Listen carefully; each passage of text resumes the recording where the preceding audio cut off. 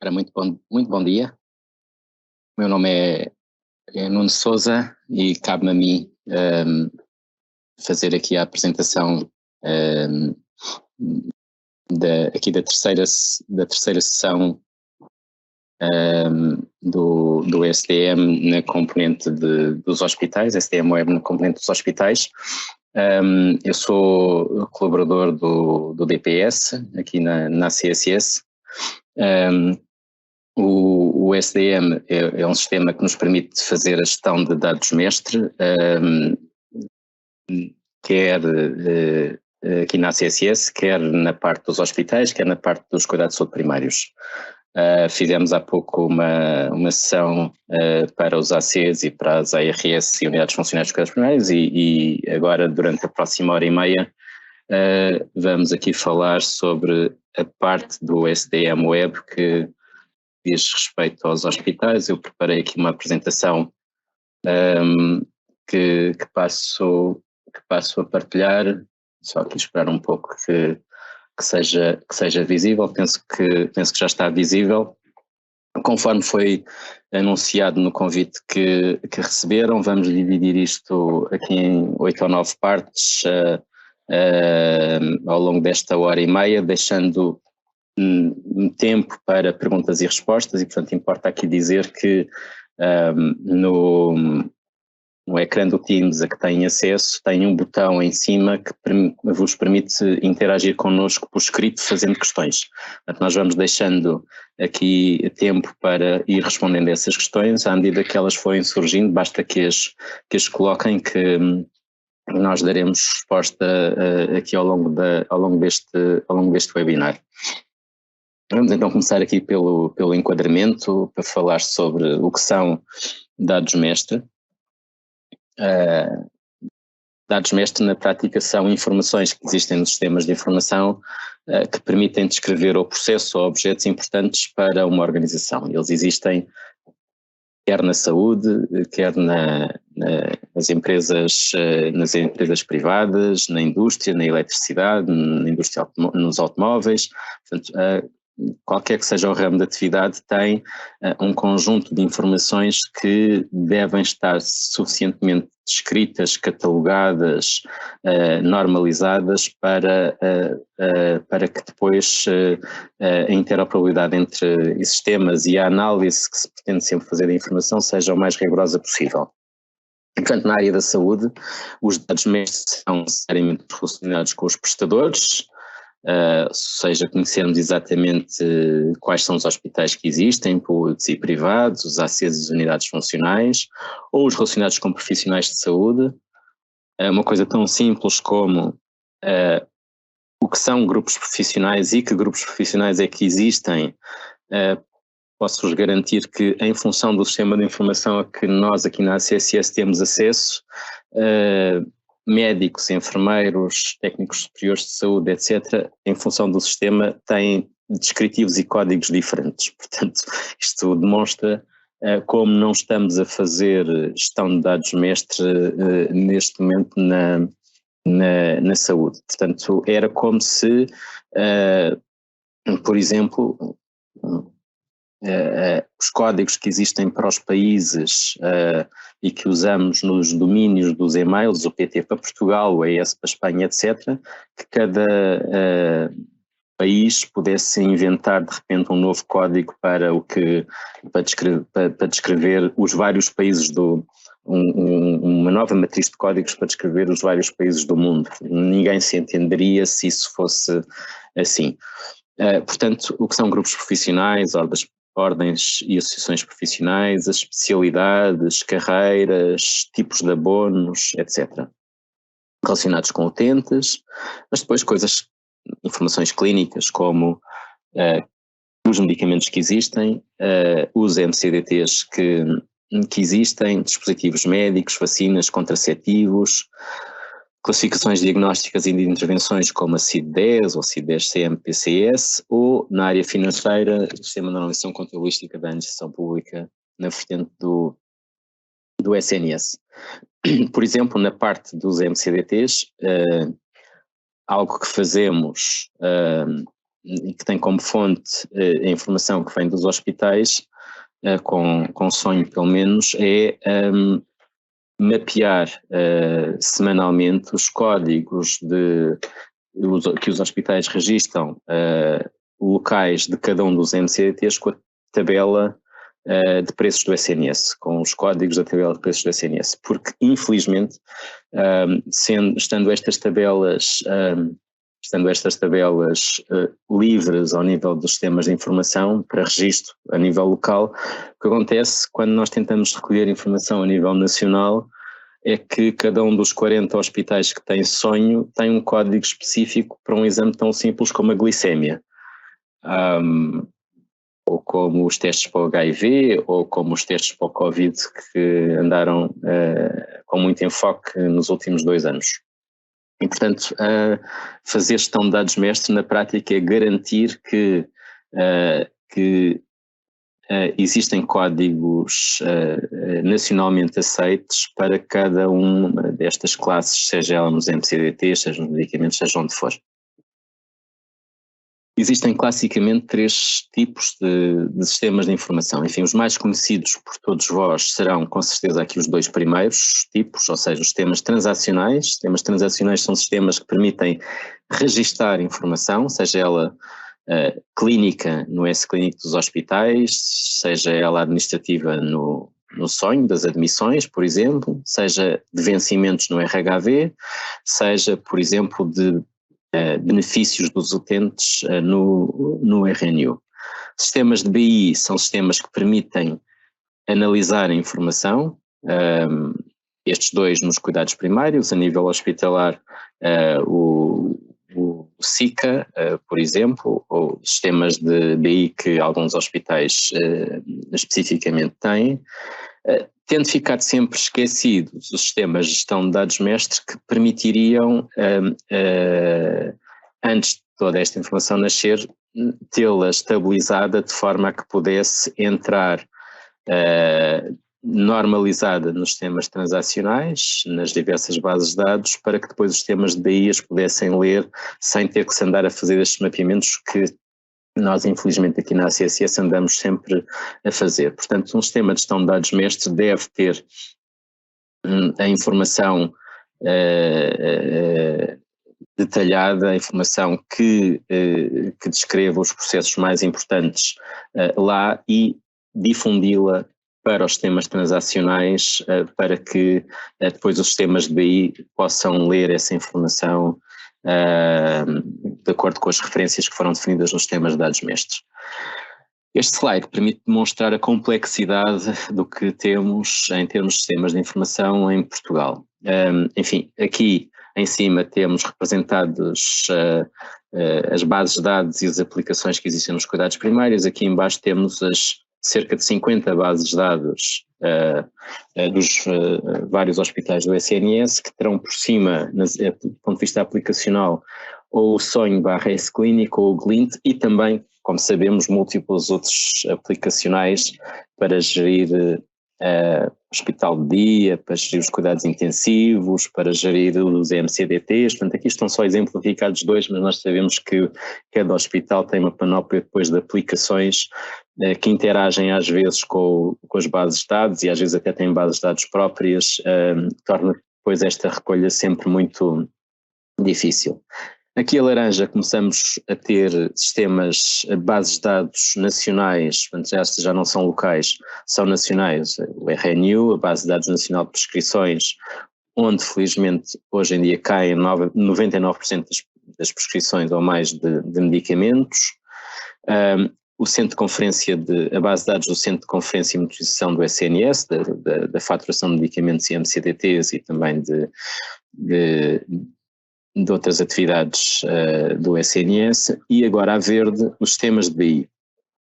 O CIARS é mais usado nos cuidados primários, recebe informação das bases de dados nacionais e também das locais. O CIM-SNS recebe informação dos sonhos, portanto é aqui que se recolhe a partir das bases de dados com sonho informação de produção a que muitos hospitais têm acesso, e aqui à esquerda aparece o SDM a receber e a fornecer informação para os sistemas de BI em matéria de hierarquia de locais, e também a enviar neste momento informação, enfim, não está aqui descrito neste slide, mas a enviar informação também para sistemas de contratualização ao nível dos cuidados primários, para o BI-CSP, e também para o VAI RSE-SIGA.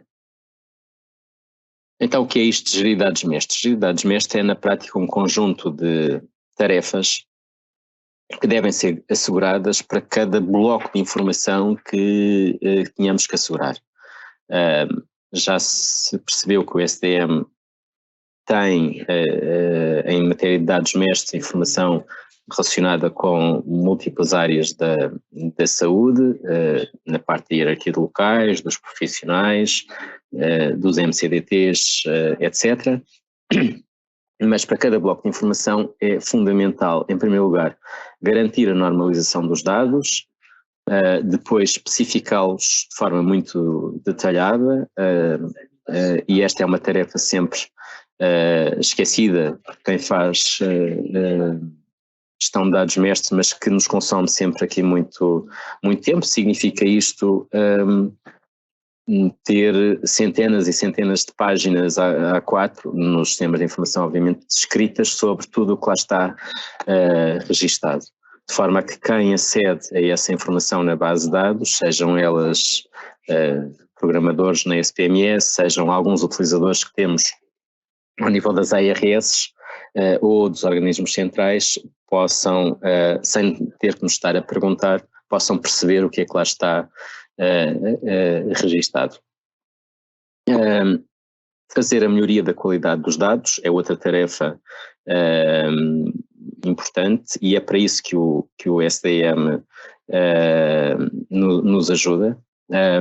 O SDM, como aplicação web, permite-nos interagir com os utilizadores ao nível dos hospitais, das ARS e dos cuidados primários, e nós sabemos aqui na CSS que são os utilizadores que detêm o conhecimento sobre a informação que lá existe, e portanto sem eles nós não conseguimos atingir este objetivo, que é melhorar a qualidade dos dados, e por isso o SDM permite-nos aqui a todos aceder à informação e ajudar a contribuir para que ela melhore.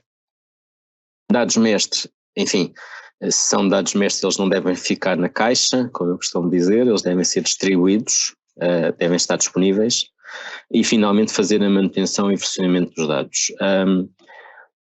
E isto, na nossa opinião, é uma das soluções para a interoperabilidade entre sistemas. Portanto, não vale a pena falar em interoperabilidade entre sistemas se o Hospital Lisboa Norte, para dar aqui um exemplo,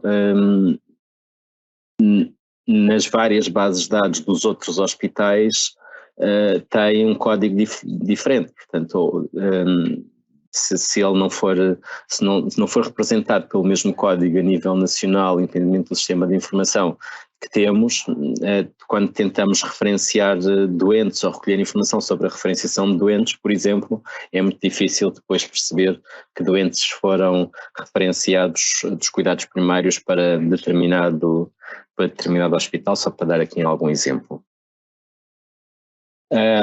Em matéria de dados, o que nós queremos sempre é transformar os milhões e milhões de registros que existem nas bases de dados do Ministério da Saúde, transformá-la em informação, a informação obviamente em conhecimento, esse conhecimento contribuir para a mudança comportamental de profissionais e de utentes, e finalmente o objetivo último de todos nós que trabalhamos na saúde é obviamente melhorar o nível de saúde da população. O SDM está nesta parte de ajudar a converter dados em conhecimento. Conhecimento em melhoria do nível de saúde, entram depois profissionais e instituições aqui através de um instrumento que é a governação clínica. O nosso principal ativo no SDM, nós reconhecemos isso, são os nossos utilizadores, são eles que detêm, como eu referi, o conhecimento sobre peças de informação que pretendemos melhorar. Portanto, este gráfico permite ilustrar a forma como esses utilizadores, não só nos hospitais como nos CSP, interagem connosco e a intensidade com que o fazem. Portanto, nós temos cerca de 5.000 utilizadores registados, próximo disso neste momento. Desses, cerca de metade interagem connosco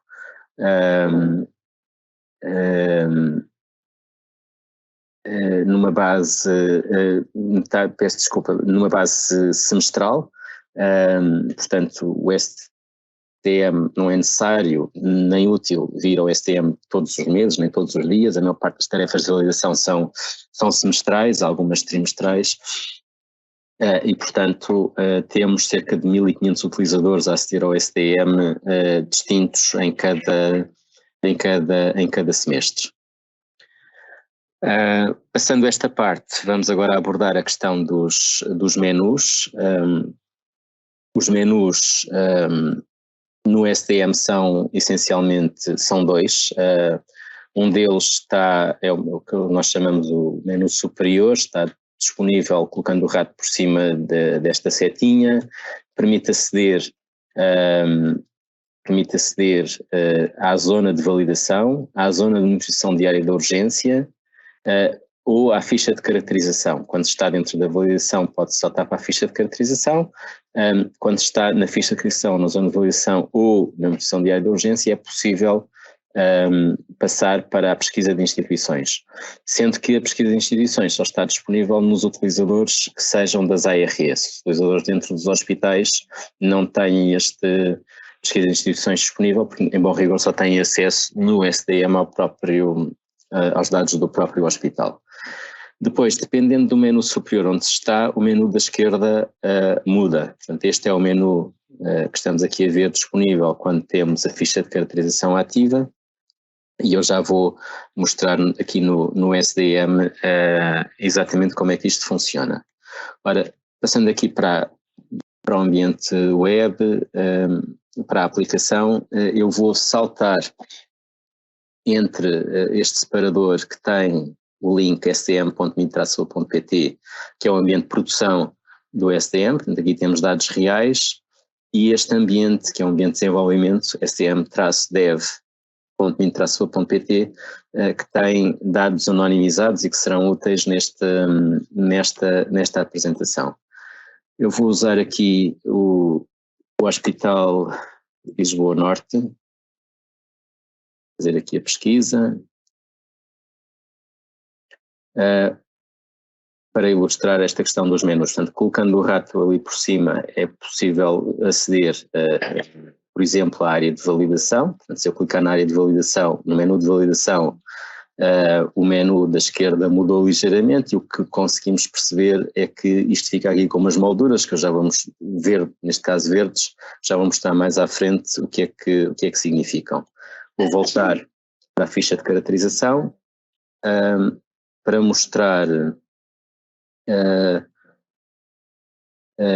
as unidades de serviços e locais. Eu vou passar os contactos, porque os contactos não quero mostrar aqui porque têm dados pessoais, já mostrarei a parte dos contactos ali no ambiente de desenvolvimento. Portanto, aqui nas unidades de serviços e locais é possível ver que este centro hospitalar tem, todos sabem, Santa Maria, que é a sede, e Polivalente, que não é a sede. O organograma do hospital. O organograma do hospital, enfim, ele é desenhado de forma automática pelo SDM, permite ver por baixo de cada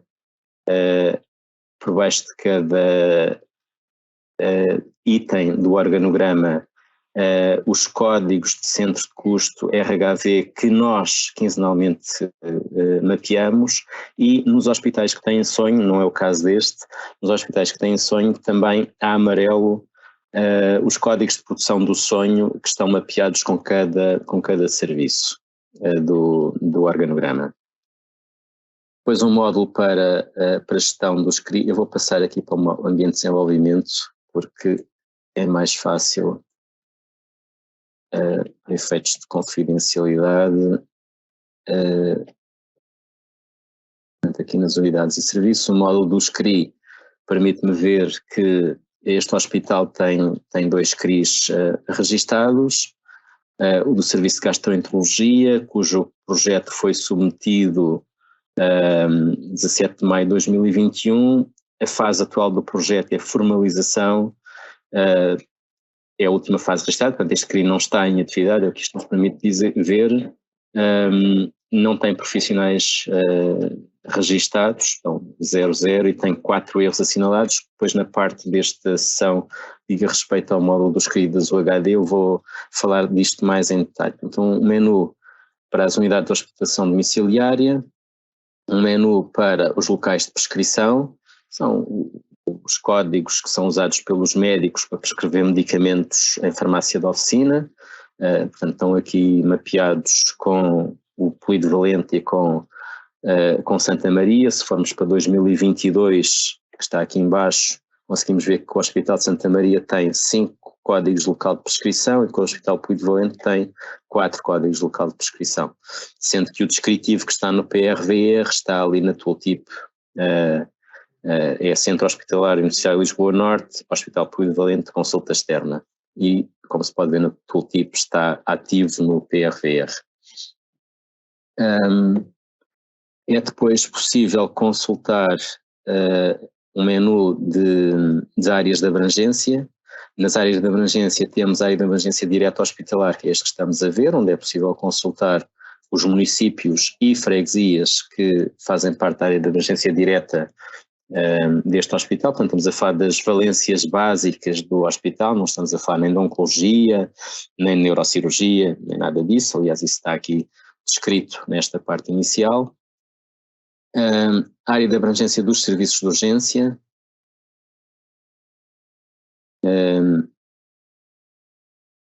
Mostrar lá aqui, área de abrangência dos serviços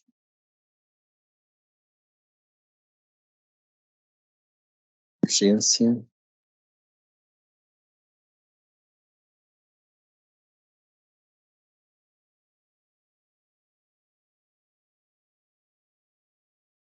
A de abrangência dos serviços de urgência, na prática tem, este hospital conseguimos perceber que tem um único serviço de urgência no Hospital de Santa Maria. Hospitais que tenham mais do que um serviço de urgência têm isso aqui detalhado, e para este serviço de urgência nós conseguimos perceber que tem urgência de adultos, que tem urgência de criança e de adolescência e que também tem urgência de obstetrícia. Enfim, há hospitais com mais do que um serviço de urgência, por exemplo, em que a urgência da obstetrícia só existe num deles, e às vezes também para crianças e adolescentes, e depois para cada valência do serviço de urgência estão definidas as freguesias, isto é, estamos a falar para adultos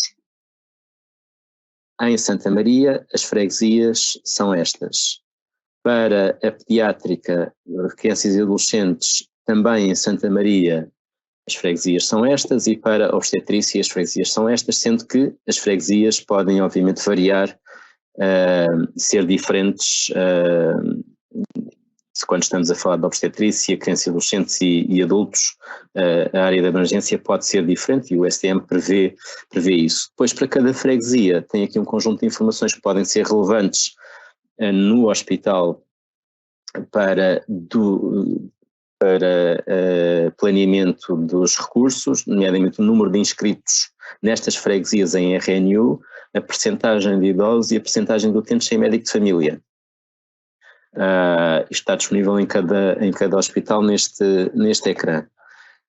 Temos finalmente aqui nos serviços de urgência a estrutura dos serviços de urgência, que permite ver, também está em validação, por um lado as características gerais e por outro lado as valências e horários deste serviço de urgência. Portanto, quando estamos a olhar para isto, significa que este serviço de urgência tem urgência de adultos, já tínhamos visto, que as vias de acesso são estas, que está disponível para idades 18 a mais infinito anos e que é um horário 24/7. Urgência de crianças e adolescentes, é a mesma coisa, com as vias de acesso 0 a 18 anos e um horário sempre aberto. Medicina interna, pediatria, atenção, é diferente ter a valência de pediatria de ter a porta aberta para crianças e adolescentes. Há, por exemplo, SUBs que que atendem crianças e adolescentes, mas que não têm por trás nenhum serviço de pediatria, não têm pediatras de forma permanente no serviço, portanto terão este serviço indisponível. Cirurgia geral, ortopedia, anestesiologia, etc. Este hospital, sendo um hospital, um centro de trauma, da teologia centro de trauma, tem obviamente muitas valências disponíveis.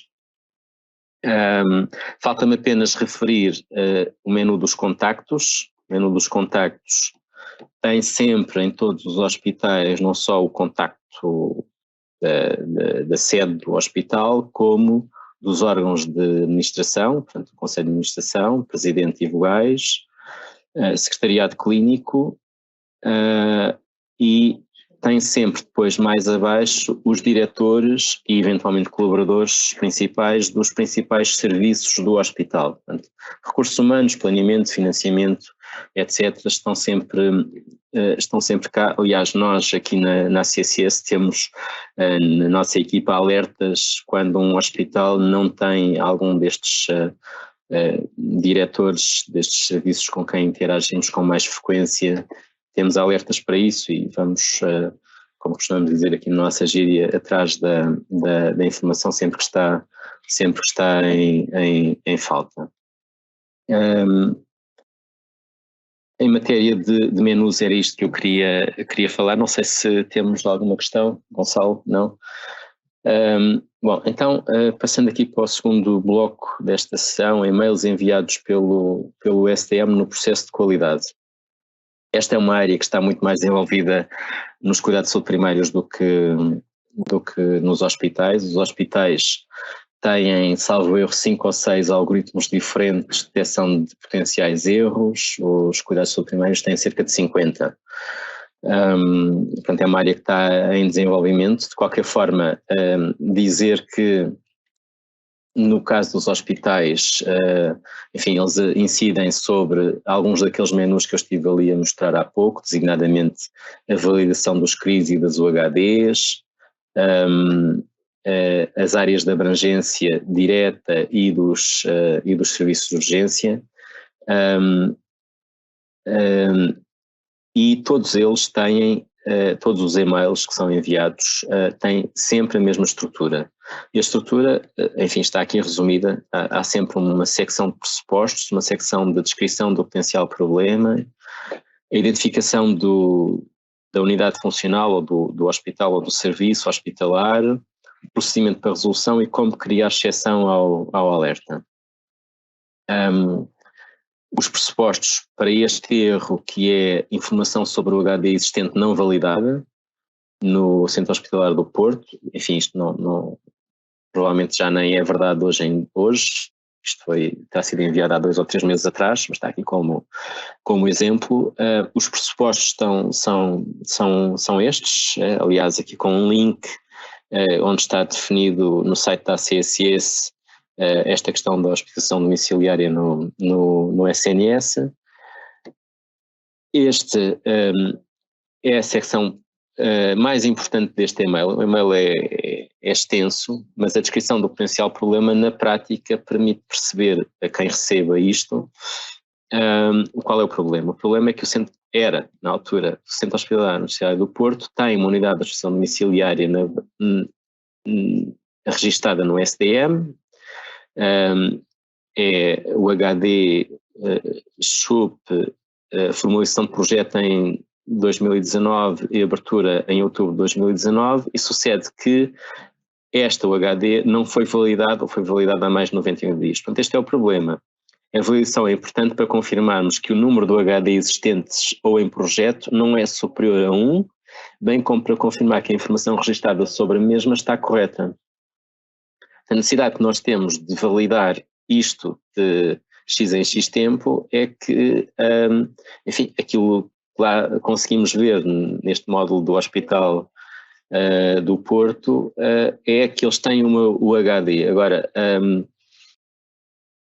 Se já tiverem mais e não tiver lá registado, não pode ser validado, tem é que ser acrescentada a segunda ou a terceira UHD que ainda não foi registada. Há hospitais que não têm nenhuma UHD, portanto o que lá está é precisamente este hospital não tem UHDs registadas, se isso estiver correto, basta que seja validado. Depois, o procedimento para resolução, isto permite ver ponto a ponto onde é que o utilizador com acesso ao hospital pode aceder no SDM Web para validar esta informação. Portanto, está aqui de forma muito detalhada, menu a menu, quais são os passos que tem que dar. E, finalmente, para todos os e-mails, caso eles sejam falsos, alertas, ou caso já exista um plano para a resolução do problema, darem-nos a indicação que para nós excepcionarmos o reenvio do alerta durante um determinado prazo. Portanto, o que nós menos queremos é que existam alertas a serem enviados de 20 em 20 dias quando não é possível resolver, ou quando o alerta por algum motivo é um falso alerta e, portanto, se isso acontecer, basta encaminharem-nos o e-mail que recebem, indicando aqui dando nota de uma pequena justificação para a exceção e dando-nos a indicação da data até à qual pretendem ver inibidos esses e-mails. Portanto, cada e-mail é enviado de 20 em 20 dias até que o mesmo seja resolvido ou seja excepcionado. Cada pessoa recebe no máximo 3 e-mails por dia, cada destinatário, e os destinatários das mensagens no TU vão aumentando. O que isto quer dizer que se por acaso o e-mail da pessoa que recebe não existir ou a caixa não estiver a ser lida, nós vamos aumentando o número de destinatários, chegando mesmo ao Conselho de Administração do hospital, salvo erro, a partir do 7º reenvio, ao fim de 140 dias depois do erro ter sido pela primeira vez identificado. Sendo que a partir da 7ª notificação, 140 dias depois da primeira identificação, nós aqui na CSS também recebemos esse e-mail. Portanto, os e-mails são dirigidos aos destinatários de forma unívoca, quase primeira, segunda, terceira. A partir da terceira, quarta começa a aumentar o número de destinatários até que nós também recebemos a partir do 7º. Este slide serve para mostrar o número de destinatários de e-mails por mês. Não estou a falar de alertas apenas, estou a falar também de relatórios com informação, por exemplo, das urgências hospitalares, da lotação e ocupação, mensagens para os cuidados primários também. Portanto, estamos a falar entre 80 cerca de 100 mil e-mails por mês no último ano e meio, envolvendo 3.500 a 4.000 pessoas diferentes todos os meses. Há questões? Estejam à vontade para fazer questões, é mais interessante ir respondendo logo à medida que os temas vão sendo abordados do que tudo no final. Relativamente aos módulos de caracterização do serviço de urgência e das áreas de abrangência, já falei, vou apenas agora abordar aqui a questão do módulo de validação de conteúdos. No módulo de validação de conteúdos eu vou entrar aqui na parte do desenvolvimento, está baseado numa base de dados que serve para formação. Vou entrar na área de validação. Em validação, isto habitualmente está tudo, em desenvolvimento isto habitualmente está tudo por validar. Portanto, as regras de cores são, se está vermelho significa que a informação não está validada. Portanto, olhando para o que está aqui, se estiver tudo correto, a ação a fazer é obviamente validar, e para validar basta clicar no botão verde. Clicando no botão verde, a moldura passou a ficar com verde, o semáforo que estava vermelho ficou um semáforo verde e passamos a ter aqui a informação que a validação foi feita hoje e se deixarmos o rato por cima, em tooltip, diz que isto é válido até 9 de julho de 2025, portanto faltam 1000 dias para isto expirar. Quer isto dizer que daqui a 1000 dias esta moldura será de verde para vermelha e o utilizador que passe por aqui ficará com a indicação de que é necessário validar esta informação. Mas se por alguma razão eu olhasse para isto e percebesse, por exemplo, que a data de início não foi esta, foi em abril, se tivesse sido, como é que eu como utilizador do hospital poderia dar indicação à nossa equipa que isto estava errado?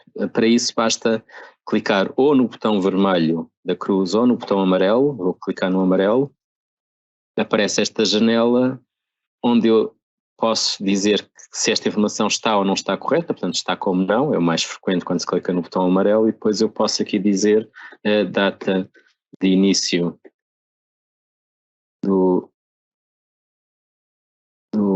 OSP é abril de 2008.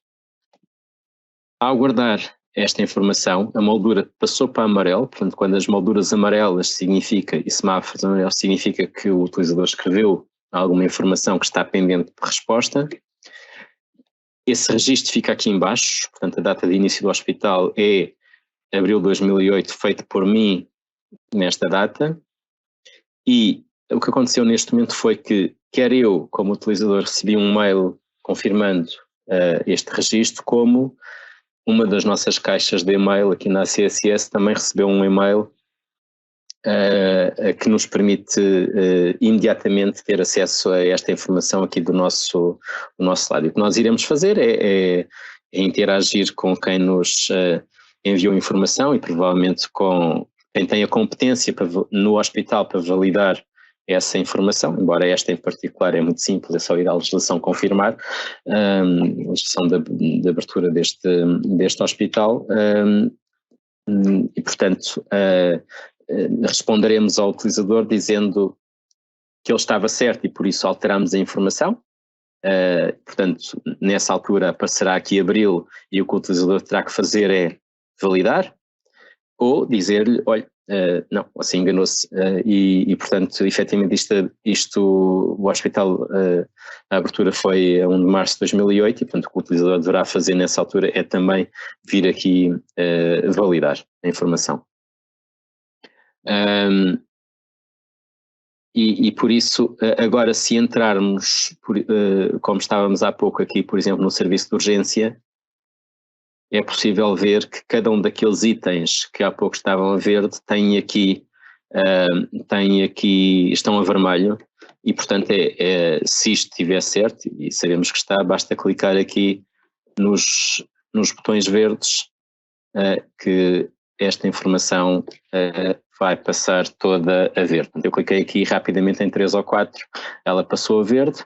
Quanto aos horários, os horários eles são editáveis, portanto não precisam de nos pedir para alterar o horário, basta clicar aqui neste botão amarelo que aparece esta janela que permite dizer, enfim, eu não vou perder aqui muito tempo, mas vou dizer que isto é só à segunda-feira, é das 0 às 24. Não vou fazer para os outros dias, para não gastar tempo aqui. Vou dizer aqui que esta alteração que estou a fazer é vigente não desde hoje, mas desde a abertura da unidade ao serviço, e ele automaticamente coloca ali 1 de julho de 2008, que aparentemente é quando este serviço de urgência abriu, sem data de termo prevista, embora eu possa dizer que esta alteração se aplica até hoje, até daqui a 1 mês, 3 meses, 1 ano, 2 anos, ou definir uma data específica, mas enfim, eu vou pôr que é sem data de termo prevista. E portanto, dizer aqui no final que eu, Nuno Sousa, colaborador deste departamento, declaro tomar conhecimento de que estou a alterar o serviço, o horário de atendimento de utentes desta valência, desta urgência, com data e efeito entre 1 de julho de 2008, sem data de termo prevista, neste sistema. e aqui mais algumas questões de eventuais impactos disto. Portanto, se estiver de acordo com esta alteração que vou fazer, clico naquela checkbox, o botão de gravar passou a ficar ativo, ele até agora estava inativo, portanto, tendo a checkbox não é possível gravar, clicando na checkbox é possível gravar, gravando, cliquei no gravar, isto pensa aqui durante algum tempo, e aquele horário passou a estar à segunda-feira das 8 à meia-noite, das 0 à meia-noite. E portanto é assim que se pode aqui alterar os horários e se um serviço, uma valência deixar de estar disponível temporariamente, o que há a fazer é vir aqui dizer que, por exemplo, eu posso fazer isto aqui para a urgência de adultos, se ela fosse estar fechada agora durante uma semana, eu poderia vir aqui e dizer que isto está encerrado entre hoje e até daqui a um mês, para ser mais rápido, e portanto vou gravar o horário, e o que vai aparecer, como eu disse que é a partir de hoje, vai aparecer que o horário está encerrado hoje, mas eu consigo ver, acedendo à edição, novamente, aqui é apenas para dar enfoque, que nesta secção histórica, horários registados historicamente, que entre 1 de julho e a data de ontem, o horário era à segunda-feira das 0 às 24, terças, quartas, quintas, sextas, sábados e domingos, encerrado. Que entre hoje e daqui a um mês, todos os dias úteis, fins de semana, portanto sempre encerrado. E que a partir do dia seguinte, portanto 13 de novembro de 2022, ele volta a ter o horário que estava definido anteriormente. Portanto, é possível gerir os horários temporalmente e até programar horários para o futuro aqui neste sistema. Eu não vou querer aqui alterar mais nada, portanto vou simplesmente cancelar e cancelando volto aqui para esta janela. E portanto aqui em matéria de módulos de caracterização do serviço de urgência e das áreas de abrangência era isto basicamente que eu queria referir. Vou só fazer referência a mais uma parte aqui na área de abrangência, na validação, se a área de abrangência dos serviços de urgência, se alguma informação estiver errada, não é possível alterar diretamente aqui no sistema. O que é possível é, como eu tinha referido para a informação principal, imaginemos que uma destas freguesias está errada, não pertence a este hospital, ou que falta aqui uma freguesia, o que é necessário é, enfim, clicar ali, escrever aqui essa informação e guardar. Eu vou cancelar para não alterar. O que nós vamos fazer com isso é interagir com o outro hospital onde está a outra freguesia e também com a ARS ou ARS respectivas para validar a informação, e estando ela correta, alteramos essa informação com a data e efeito que nos for notificada. E reparem que aqui nesta nota importante, a mensagem para solicitar a correção de informação deve incluir a data e efeito aplicável. Se desconhecer a data exata, envie uma data aproximada. Portanto, nós no SDM, todas as informações que temos com data de início e com data fim. Portanto, não vale, para a maior parte das informações não vale a pena dizerem-nos isto já não é assim. É também muito importante dizerem-nos isto já não é assim desde a data X. Isso obvia aqui um conjunto de interações sempre, poupando-nos a todos algum tempo. Eu vou cancelar isto para não fazer alterações em produção. Esta é a estrutura do e-mail que todos nós recebemos quando alteramos alguma informação. Portanto, neste caso, se eu tivesse dito que faltam estas freguesias, isto apareceria aqui.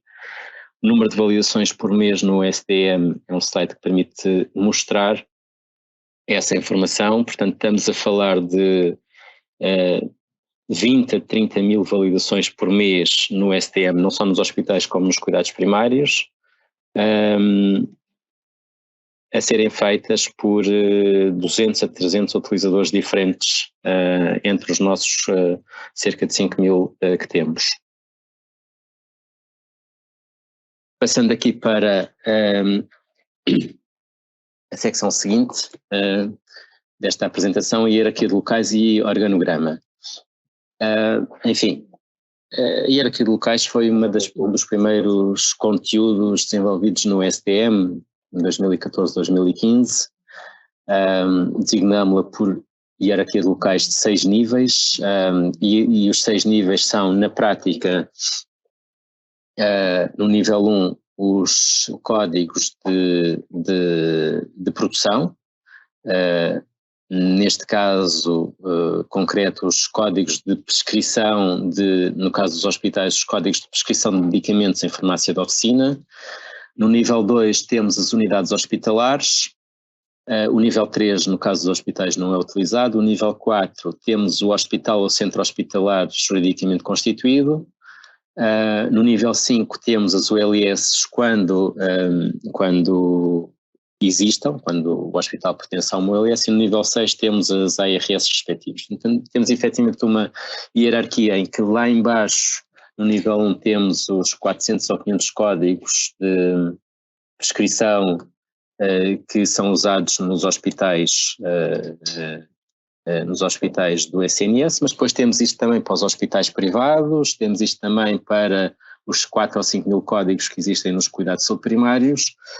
Temos isto hoje e temos isto desde, enfim, fizemos arqueologia, entre aspas, para até 2013, portanto temos este histórico para todos os locais de prescrição que são usados na PM, que são usados no RNU, que são usados no S-clínico dos cuidados de saúde primários, com estes níveis superiores hoje e nos últimos 7 ou 8 anos, não só no continente como também nas regiões autónomas dos Açores e da Madeira. Bom, esta foi a primeira hierarquia que montámos. Depois, progressivamente ao longo dos últimos anos, a partir de 16, 17, enfim, a verde estão os mais importantes para a parte hospitalar, vamos detalhar nesses, concentrar nesses. Temos os organogramas, nós temos para cada hospital do SNS o respectivo organograma e temos lá mapeados por baixo todos os códigos de centro de custo que recolhemos a partir do RHV e nos hospitais com sonho todos os códigos de produção que são usados para registrar consultas, internamentos, hospital de dia, cirurgias, etc. Aqueles códigos de 5 dígitos que existem no sonho, obviamente classificados pela Circular Normativa 20/2015, que permite, como sabem, classificar cada serviço hospitalar pela valência, subvalência e estrutura clínica. Já mostrei que temos todos os serviços da rede de urgência mapeados com cada hospital, hoje e historicamente. Os centros de custo RHV já foi, códigos de expressão hospitalar estão aqui. Horários, na parte dos hospitais temos apenas os horários das valências do serviço de urgência e os contactos também já fiz referência. Enfim, a azul escuro estão áreas mais desenvolvidas na parte dos cuidados de saúde primários, ou neste caso RNCCI. Temos alguma questão neste momento, Gonçalo? Apenas aqui uma questão a que é que idealmente deverá ficar responsável pela validação dos diferentes módulos, ou seja, de que forma é que os hospitais devem organizar, no fundo, para validar esta informação em STM. Sim, na prática os e-mails são dirigidos aos diretores de serviço da área correspondente. Portanto, nós temos cada cada algoritmo de identificação de erros nos hospitais e nos cuidados primários classificados como sendo um erro relacionado com planeamento, ou relacionado com recursos humanos, ou relacionado com a parte financeira, ou relacionado com a parte de sistemas de informação. E, portanto, consoante o tipo de erro, assim são os destinatários. No hospital, no SDM propriamente dito, obviamente que todos tendo acesso a tudo, enfim, eu diria que cabe ao diretor de cada departamento ou serviço, na área respectiva, organizar isso. Portanto, cabe a cada hospital fazer essa gestão, sendo que nós enviamos os e-mails de validação dirigidos aos diretores de departamento especificamente.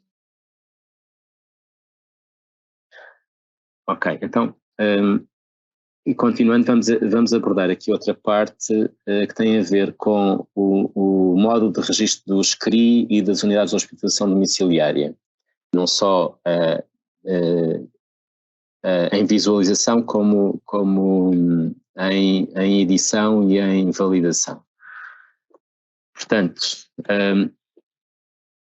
estamos a falar deste modo. E aqui já estou em validação. Portanto, o que é suposto validar aqui, portanto, o hospital pode clicar no verde. Eu diria que quem pode clicar neste botão, tendo aqui dois CRIs registados e existindo a possibilidade de existirem mais, há de ser a direção do Serviço de Planeamento e Apoio à Gestão ou um dos elementos dos órgãos de administração do hospital, diria eu, porque nem o responsável pelo projeto de urologia é capaz, diria eu, de validar o de gastro, nem o de gastro é capaz de validar o de urologia. Portanto, aqui parece-me evidente que tem que ser ao nível do departamental ou do Conselho de Administração a fazer esta validação. Isto poderia ser validado se só existissem estes dois projetos de CRI, se fosse verdade que apenas estão em fase de formalização, ou seja, que ainda não estão em atividade, e depois de não estarem aqui estes erros visíveis. Portanto, eu diria que isto não pode ser validado, mesmo que só existam estes dois CRIs, tendo estes 4 erros gerais aqui visíveis. E eu vou já demonstrar como é que podemos acabar, entre aspas, com estes 4 erros gerais aqui na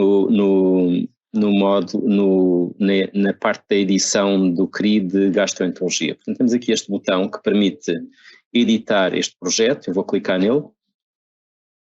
E, portanto, aqueles 4 erros, eles estão devidamente assinalados aqui a vermelho.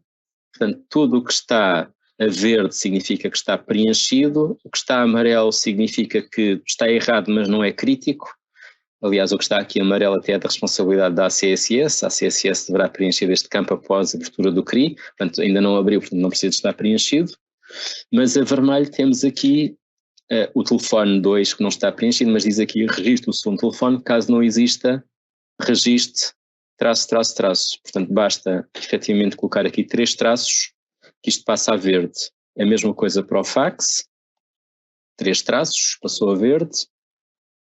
O nome completo está aqui a vermelho porque os nomes das pessoas não devem ter registros nem caracteres especiais. Portanto, eu vou pôr aqui Dr. João Mendes Silva, já passou a verde. E temos ainda aqui outro, porque não estão registados os impedimentos para a abertura. Portanto, eu vou fazer aqui um blá, enviado várias vezes e já passou a verde. E também aqui quem resolve estes impedimentos para a abertura com qualquer coisa escrita e vou gravar.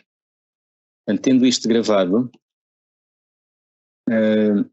passei a ter 0 erros. Se tirar estes erros, se quem fez este registro tirar daqui também estes 6 erros, terão que ser vistos quais são, o hospital está em condições, confirmando que estes 2 projetos estão em formalização, enfim, que os nomes dos responsáveis estão certos e que não existem mais projetos, poderia isto ser validado. E para validar basta clicar ali no verde. Eu obviamente acho que isto não deve ficar validado, portanto vou clicar no vermelho, isto não deve estar validado. O módulo do SCRI não tem só o painel geral, portanto eu vou entrar novamente em validação, ele tem o painel de dados gerais, o painel de fases do projeto e a janela de recursos humanos. Estes ainda estão por desenvolver. Os dois obrigatórios neste momento são efetivamente estes dois primeiros, dados gerais e fases do projeto. O que eu estou a dizer aqui para o SCRI aplica-se também à Azul HD, é exatamente igual. Portanto, o painel de dados gerais tem os dados gerais do projeto, o hospital e serviço de origem, sendo que tudo isto está com Bobox, portanto é possível aqui, se isto fosse da cirurgia geral, mudar para a cirurgia geral, por exemplo. O endereço postal, reparem, vem todo pré-preenchido, é só necessário preencher adicionalmente a localização na unidade hospitalar, dizer qual é o piso, qual é, etc., como aqui este CRI registou. Aliás, aquilo que deve ser feito está detalhado aqui à direita, sempre, ou seja, cada um destes campos tem à direita exatamente o que é suposto ser preenchido. Depois entramos na parte da geolocalização, que também vem pré-preenchida, contactos, o diretor do CRI, com os respectivos contactos, as observações e quando é que o CRI vai ser, se prevê que o CRI seja aberto. Portanto, antes da abertura do CRI, contém a data prevista de abertura do mesmo. Portanto, em bom rigor, logo que existe a previsão de quando é que vai ser aberto, isto pode e deve aqui ser colocado, mesmo que seja uma data futura. Portanto, vamos pôr aqui 1 de janeiro de 2023, é a previsão de abertura. Vou clicar em gravar.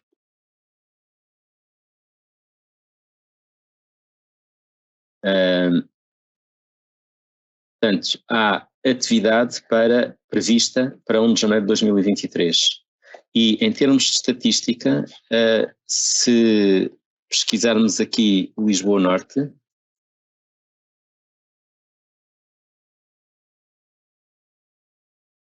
Lisboa Norte passou a ter um aqui e um aqui.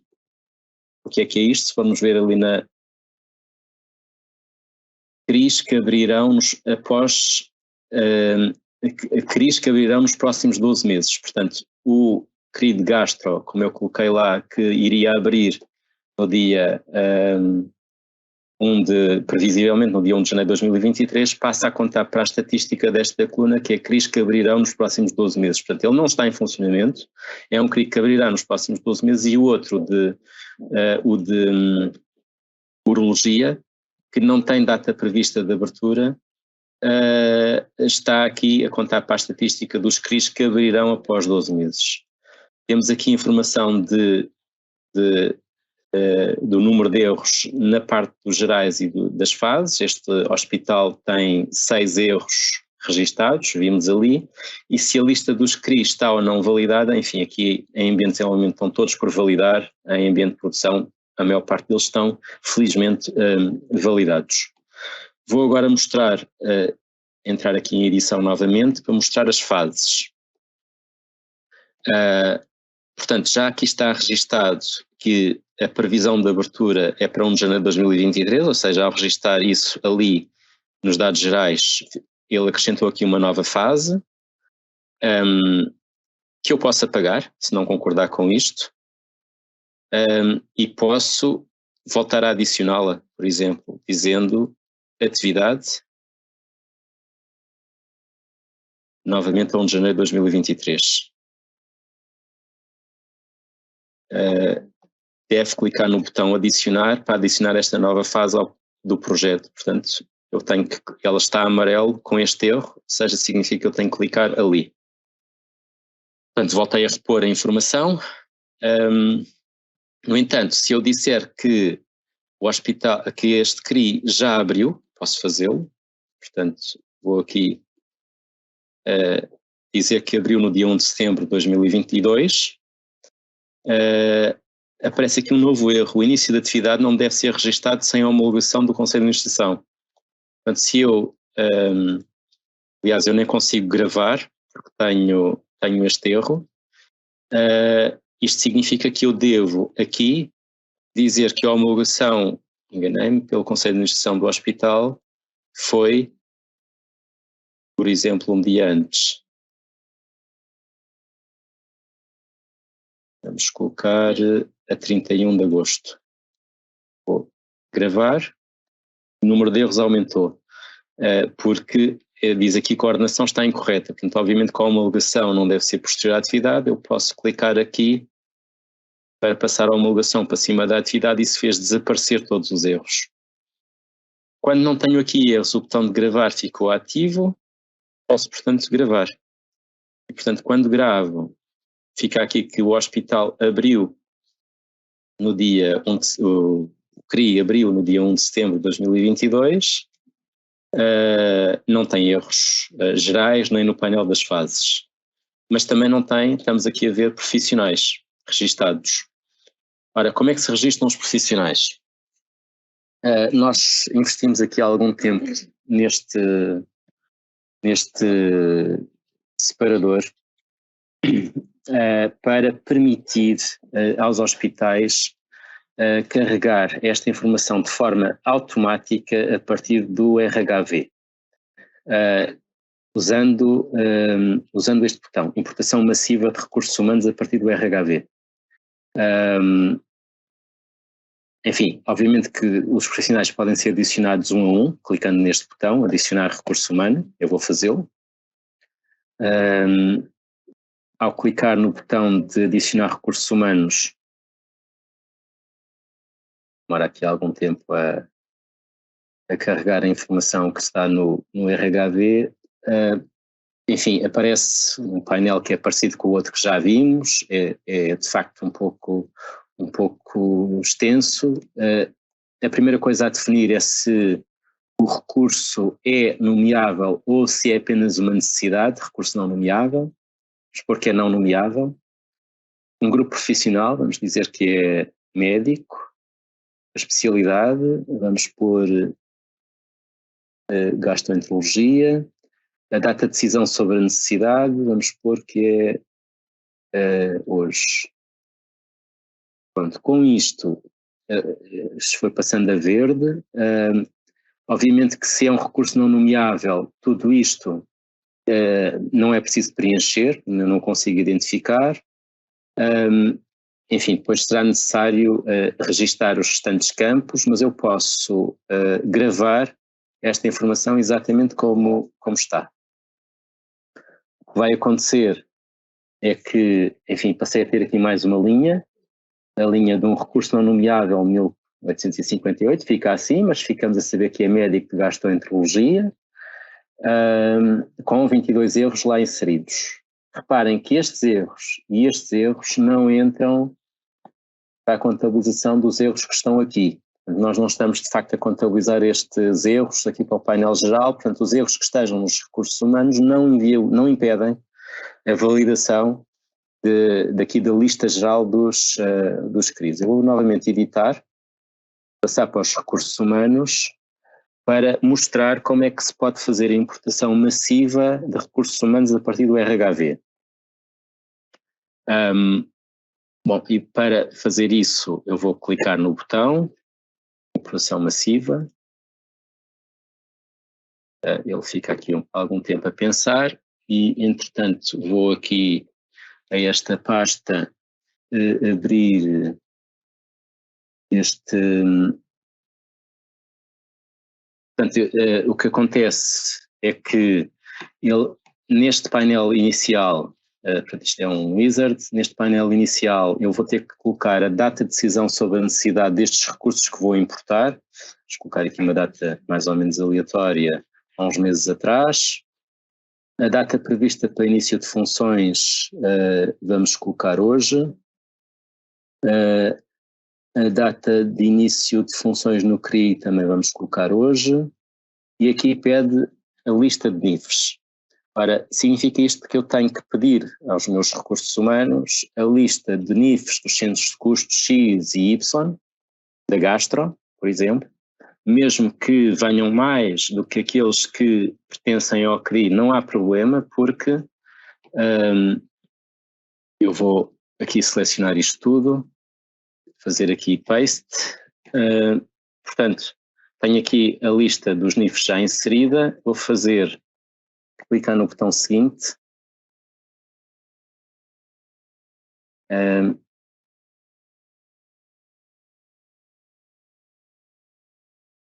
aqui está. Clicando no botão seguinte, tenho acesso, ainda antes de gravar, à lista dos profissionais que vêm do RH Vista. Estes obviamente estão todos anonimizados, são falsos, permitindo-me aqui, nesta fase, dizer que, enfim, vêm aqui 4 médicos, mas este e este efetivamente não pertencem ao CRI, portanto eu vou desassinalá-los. Vêm aqui estes enfermeiros, mas este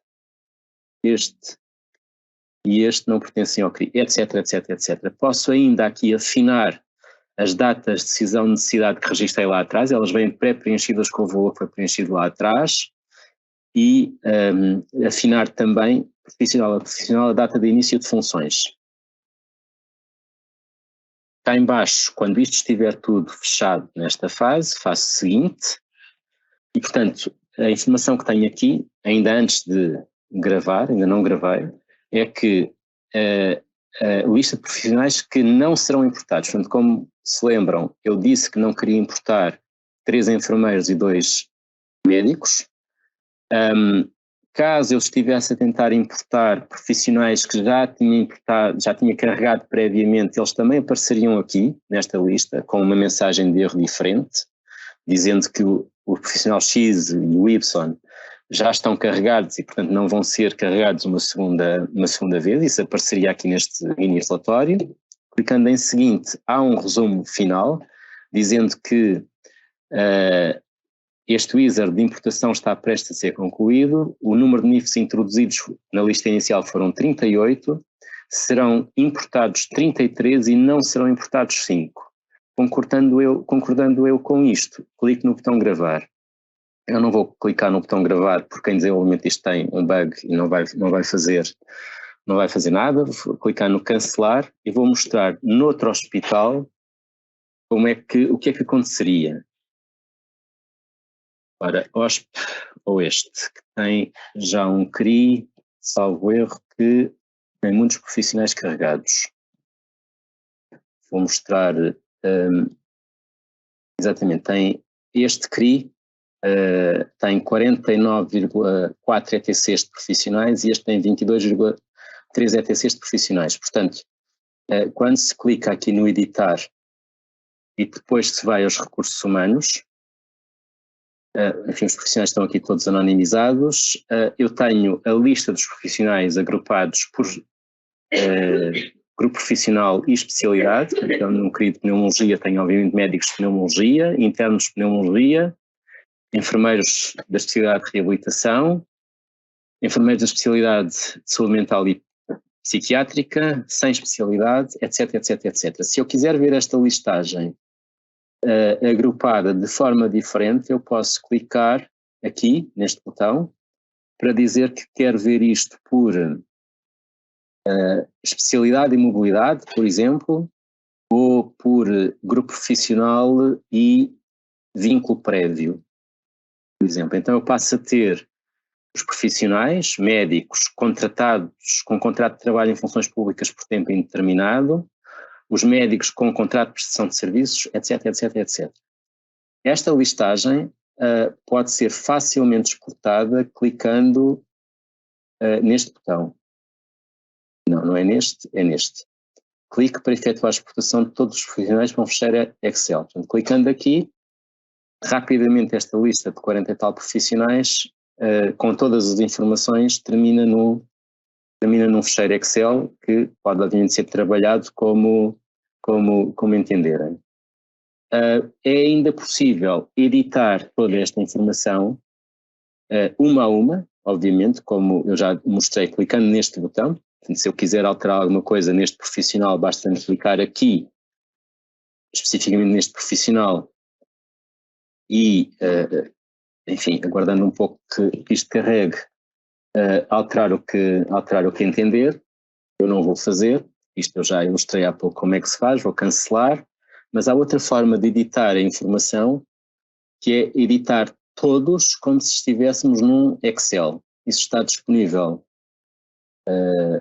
aqui neste botão, clique para editar todos os campos, todos os registros da listagem, está neste botão, também está num botão salvo aqui em rodapé, não está, só está mesmo neste. Portanto, se eu clicar neste botão, eu vou ter acesso a tudo isto em modo de edição, já está, portanto eu tenho à esquerda a identificação dos profissionais, estou a ver a tipificação prévia do recurso, e clicando neste botão, eu posso passar a ver os dados gerais do recurso, e se clicar neste posso passar a ver as datas de início e cessão de funções, etc, etc, etc. Portanto, como é que se faz para alterar a informação? Vamos aqui, por exemplo, se a especialidade não for pneumologia e fosse pediatria, nós alteramos.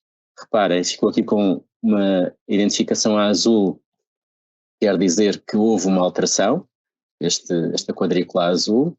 Vamos alterar também este para psiquiatria, se isto fizesse sentido. Vamos alterar aqui a data, por exemplo, 2021. Há um erro, portanto a data não pode ser superior à data em que o profissional iniciou funções no CRI. Isto é a data de sessão de necessidade, obviamente, portanto vamos atrasar a data para 2019. 2019. E a data não pode ser inferior à data de formalização do projeto de constituição, portanto ele não deixa efetivamente colocar aqui datas que estejam demasiado erradas. Eu vou só alterar aqui, vou pôr novamente 2020 e alterar para o mês 10, com dificuldade. Dia 21, não, 23. Não me deixa mesmo alterar isto. Ok, já alterei. Mas, enfim, para dizer que todas estas informações podem ser alteradas, imaginemos que a nacionalidade não é portuguesa, mas é espanhola, basta, enfim, colocar aqui uma nacionalidade qualquer aleatoriamente. Tendo feito as alterações que pretendo fazer nos profissionais todos, clico no seguinte. Aqui tenho um resumo das alterações que fiz, portanto, para confirmar, no Médica Bragança fiz uma alteração da especialidade, o campo alterado foi a especialidade, e tenho dois erros, o erro no nome abreviado e no nome, estão dois erros lá identificados. No Médica Domingos fiz uma alteração na especialidade e na nacionalidade, e neste técnico superior fiz uma alteração aqui, sendo que ainda tenho mais erros, portanto clicando ali posso ver os outros erros. Se, olhando para isto, enfim, este foi um engano, por exemplo, eu não queria alterar este profissional, eu posso, em vez de andar para trás e procurar isto, posso desassinalar esta informação, portanto, pergunta gravar, ficou desassinalada para este profissional, portanto eu não vou gravar isto, fazer o seguinte, e portanto tenho aqui um resumo novamente. Número de profissionais alterados pelo utilizador foram 3, número de profissionais cujas alterações serão gravadas são 2, portanto concordando eu com isto, basta clicar em gravar e estas alterações ficam alteradas na base de dados. Vou cancelar para não alterar esta informação. Por isso, apenas dizer que enfim, não vou detalhar o módulo das UHD, mas o módulo das UHD tem exatamente as mesmas funcionalidades, com as adaptações específicas que dizem respeito às características que existem no CRI e nas UHD, que serem ligeiramente diferentes, mas de resto as informações são muito parecidas. Questões sobre isto, Gonçalo? Temos questões que foram chat, mais um comentário contra uma questão em concreto. A questão em concreto era se depois de exportando para Excel, para corrigir os erros, conseguimos voltar a fazer upload à informação novamente para dentro do STM. O comentário é um que tem sido transversal aqui ao longo das sessões, que no fundo incide sobre aqui a necessidade de manter a informação atualizada em diferentes plataformas, nomeadamente o SIGLIC, o CIP, o SGES, e se aqui o SDM não devia, sendo um sistema agregador, não devia ser, no fundo, a fonte de informação para toda esta informação, no fundo, face à escassez de recursos humanos e às dificuldades que todos sentimos nos hospitais e aqui nos serviços centrais também. Ok, obrigado, Gonçalo. Relativamente ao Excel, efetivamente, quando se faz download, se alterar lá, depois não é possível fazer upload. Por isso é que nós desenvolvemos aquela funcionalidade. Provavelmente a pergunta foi feita antes de eu mostrar aquela última funcionalidade, que na prática permite editar todos os profissionais e todas as colunas estão lá disponíveis. Portanto, essa funcionalidade serve para, por exemplo, pedir aos recursos humanos, para todos os profissionais do CRI, determinado bloco de informação, por exemplo, relacionado com os ETCs, com as horas de trabalho, etc. E, portanto, de uma única vez, tendo essa informação em Excel fornecida pelos recursos humanos ou pelo departamento competente, registá-la toda naquele painel que permite fazer a edição, como se estivéssemos em Excel. Relativamente à outra questão, enfim, de facto nós gostávamos muito que o sistema de gestão de dados mestres fosse fonte para todos os sistemas de informação que existem na SPMS. A CSS tem interagido e tem conseguido fazê-lo progressivamente em sistemas diferentes. Eu já elenquei alguns. Eles são neste momento mais importantes na parte dos cuidados primários do que na parte dos hospitais.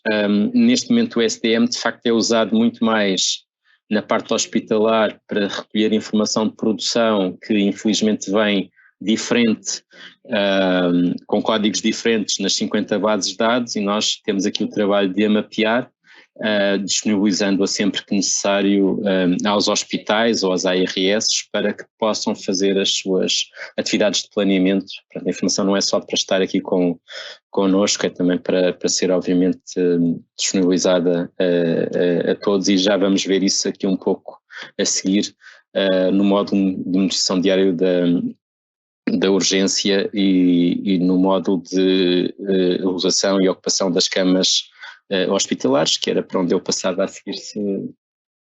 Se o Gonçalo, posso continuar? Então, no módulo de monitorização diária da urgência, e aqui vou entrar em ambiente de produção, ele, como sabem, está disponível aqui neste menu, na monitorização diária da urgência. A monitorização diária da urgência, enfim, tem conjunto de cerca de 10 mapas. Eu vou passar aqui para o dia de ontem, onde todos serão disponíveis. A maior parte desta informação hoje em dia, felizmente, é carregada de forma automática, diretamente a partir do sonho nos hospitais que têm sonho, por web services, nos hospitais que não têm sonho, através dos módulos de carregamento massivo que existem no próprio SDM, que permite importar esta informação, por exemplo, em blocos de um mês, todos os episódios de urgência do mês anterior. Mas estava eu a dizer que para o Hospital de Santa Maria temos aqui cerca de 10 mapas diferentes relacionados com episódios, depois a triagem de Manchester, o tempo médio de permanência, tempos de espera, SO em macas da urgência, internamento de lotação e ocupação, internamento de camas de isolamento e diagnósticos. Se formos aqui aos diagnósticos, é o único que eu aqui neste conjunto de mapas vou referir. Enfim, eu aqui apenas dizer que cada variável está detalhada em rodapé. Isto é, nós estamos aqui com o rato pescar em cima da quantidade de episódios de urgência com gripe ou síndrome gripal, vê-se aqui que as regras de cálculo desta variável que tem este ID são estas, com os códigos pela CID-9 e pela CID-10 e pela CID-10-CM aqui detalhados. Portanto, os hospitais que carregam isto manualmente devem recolher a partir dos sistemas de informação da urgência estes códigos para definir que ontem houve uma pessoa com um episódio de urgência com o diagnóstico de gripe ou de síndrome gripal. A mesma coisa para outras infecções respiratórias, para rinite ou agudização da asma, vômitos, diarreia ou gastroenterite e desidratação. Mas enfim, eu não vou detalhar muito mais isto, dizer aqui apenas que para as unidades de cuidados intensivos e intermédios, que nem todos os hospitais têm, existe também a possibilidade de registar a lotação oficial praticada e a contagem de doentes às 8 horas para estas tipologias de UCIs nível 3 ou de intermédios, a mesma informação. Aqui está, com menos detalhe, apenas para neonatais, pediátricos e adultos, nível 2. Mas, enfim, queria dar algum ênfase apenas aqui aos relatórios.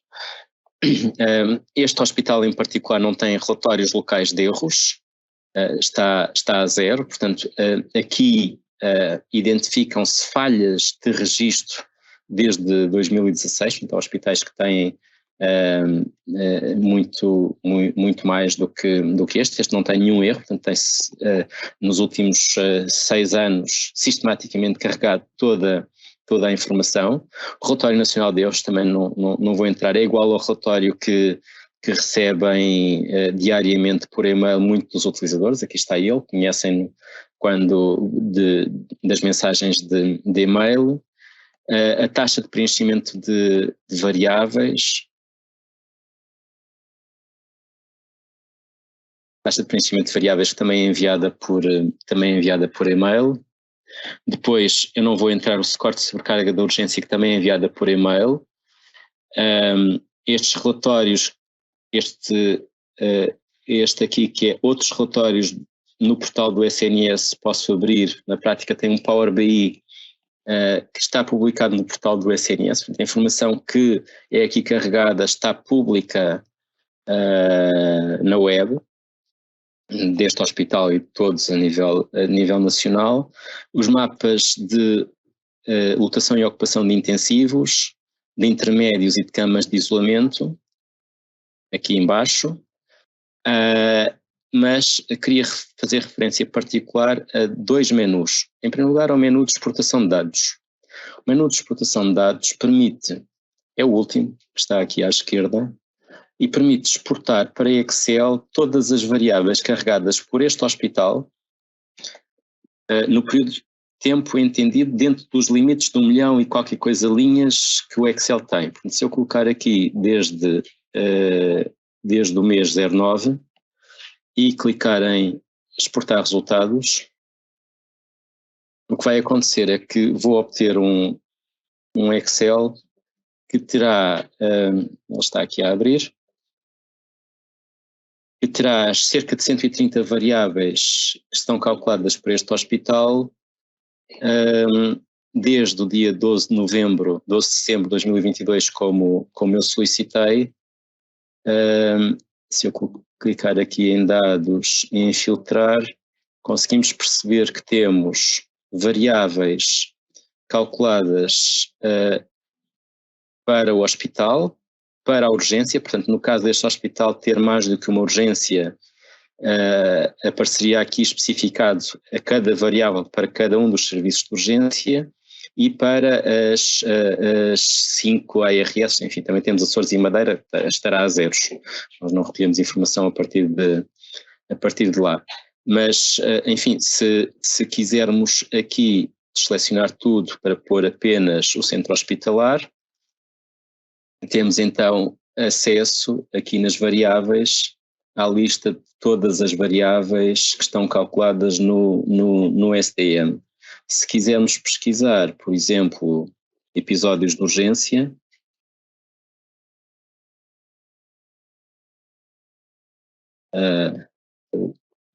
sei o ID, não sei pelo nome, 385.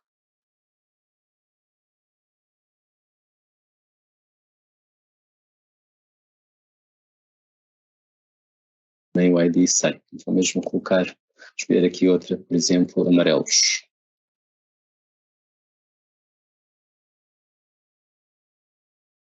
Nacionais.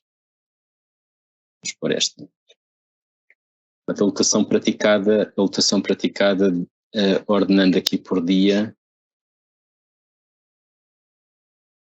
Obviamente que a lotação praticada será sempre igual, portanto temos a lotação praticada dia a dia ao longo dos últimos, ao longo do último mês.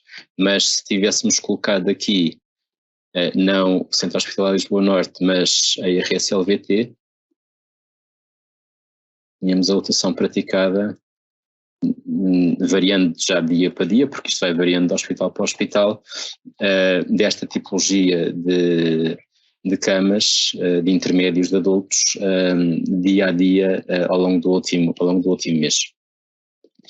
Este é um dos menus que eu queria dar alguma ênfase. O outro é o menu de evolução diária.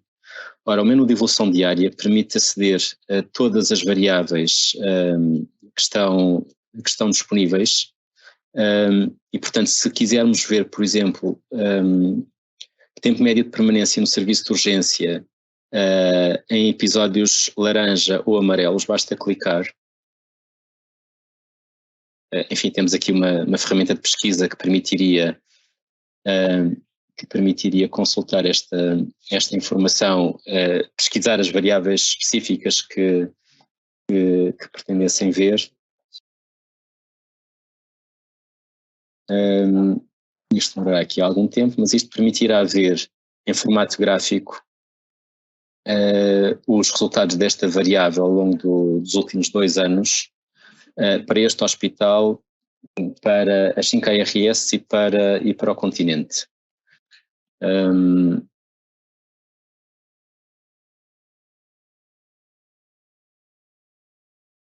Espera aqui algum tempo que isto apareça.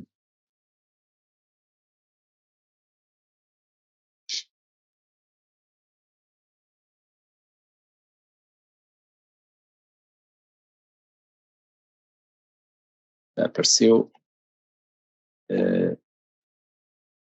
A série, esta variável por acaso não é preenchida para, não é calculada ao nível das ARS, mas é possível ver, como eu tinha referido, a evolução disto para o hospital neste caso desde julho de 2021. Se por alguma razão for necessário fazer um zoom aqui sobre os 2 meses mais recentes, é possível arrastar esta barra, por exemplo, para fixar desde julho. Se por alguma razão o eixo dos Y estivesse desformatado, era possível também fazer algum zoom aqui de forma a enquadrar isto melhor.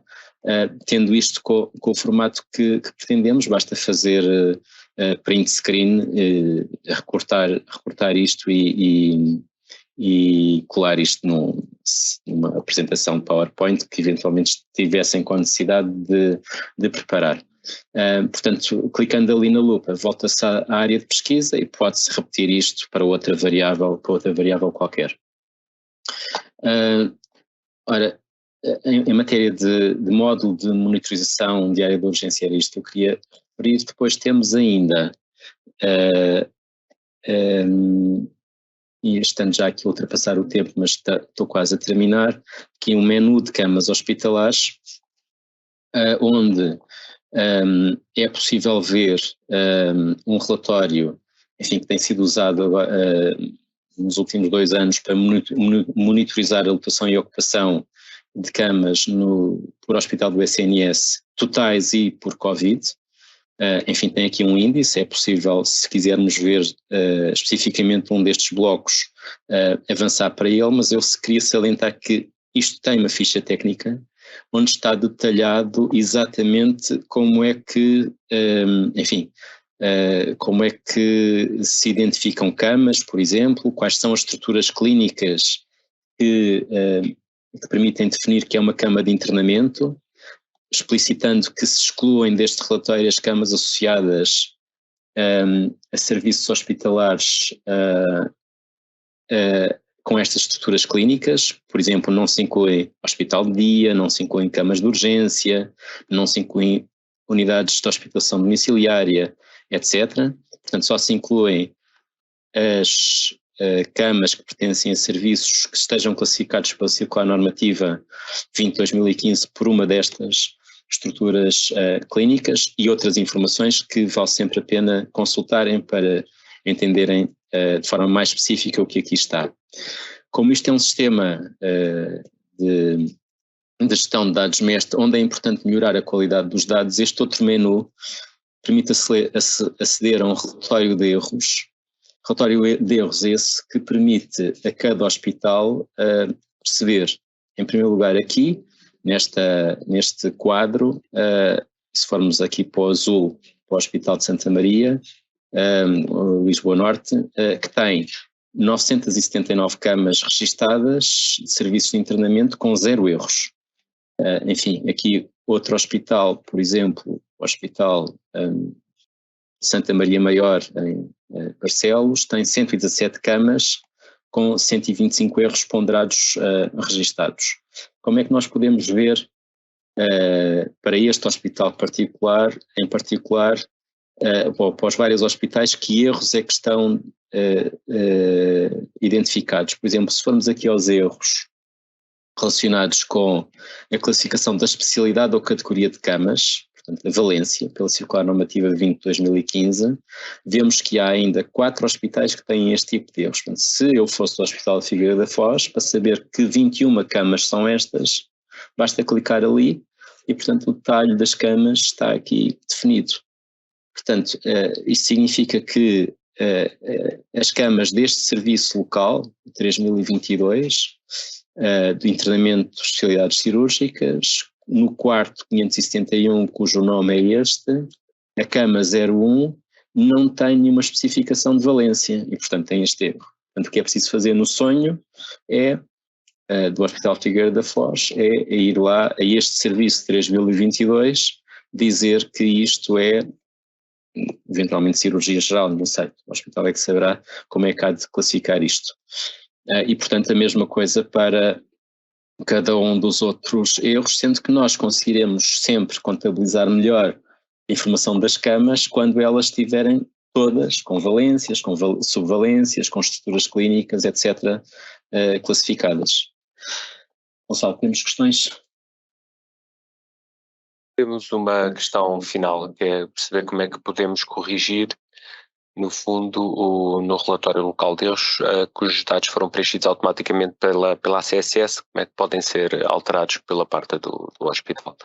Essa é a última questão que temos aqui para colocar.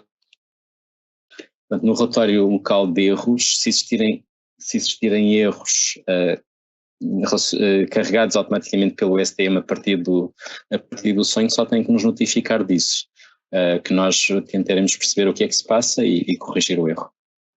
Relativamente aos outros manualmente registados, clicando no link, clicando no erro, ele abre diretamente no mapa e na variável onde está identificada com erro, para se perceber melhor que erro é que é. Uma última questão é relativa à taxa de sucesso na correção dos erros. Se temos essa indicação. Sim, essa indicação está num relatório que eu não mostrei nesta sessão, mas que posso mostrar aqui. Portanto, este relatório permite ver para cada tipo de erro. Por exemplo, se formos às UHD,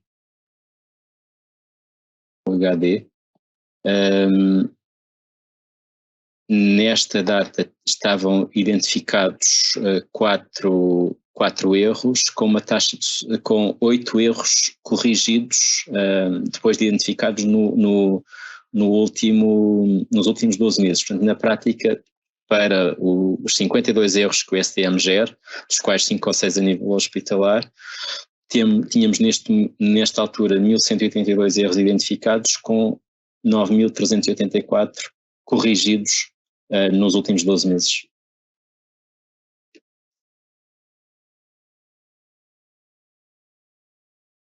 Mais questões? Ok, então, muito obrigado a todos os participantes nesta sessão. Esta será provavelmente a última sessão que faremos neste módulo, com esta configuração mais genérica. Prevemos disponibilizar o vídeo desta sessão em breve no site da ACSS. Daqui para a frente faremos sessões mais focadas em temas específicos e também mais curtas, que pressuporão sempre a visualização prévia do vídeo que iremos disponibilizar sobre esta sessão. Resta-me desejar já uma boa tarde a todos e bom resto de dia de trabalho. Muito obrigado.